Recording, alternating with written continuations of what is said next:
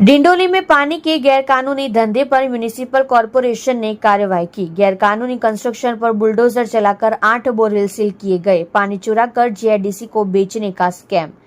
सूरत शहर के लिंबायत जोन के डिंडोली इलाके में गैरकानूनी तरीके से ड्रिलिंग करके जमीन के नीचे का पानी बेचने का एक बड़ा स्कैम सामने आया है। डिंडोली मानसी रेसिडेंसी के सामने वाले इलाके में कुछ लोग म्यूनिसिपल कॉर्पोरेशन की परमिशन के बिना बड़ी मात्रा में बोरवेल बनाकर पानी निकाल रहे थे। यह शिकायत मिलते ही लिंबायत जोन की टीम जेसीबी और बुलडोजर लेकर मौके पर पहुंची और गैरकानूनी कंस्ट्रक्शन और बोरवेल को गिराने का काम शुरू कर दिया।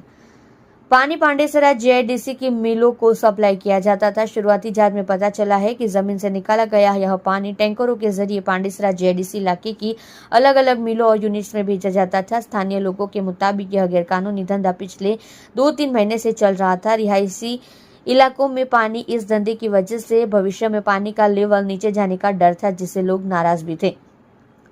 जूनियर इंजीनियर पीयूष राठौड़ का बयान। लिंबायत जोन वाटर डिपार्टमेंट की जूनियर इंजीनियर पीयूष राठौड़ ने इस ऑपरेशन के बारे में जानकारी देते हुए कहा, हमें शिकायत मिली थी कि यहां बोरवेल बनाकर गैरकानूनी तरीके से पानी बेचा जा रहा है। जांच के बाद शिकायत सही पाई गई। अब तक हमें कुल 8 चालू बोरवेल मिले हैं और उन्हें बंद कर दिया गया है। बाकी बोरवेल की पहचान की जा रही है और सभी गैरकानूनी कनेक्शन काटने का प्रोसेस चल रहा है। इस बारे में बड़े अधिकारियों को भी बताया गया है।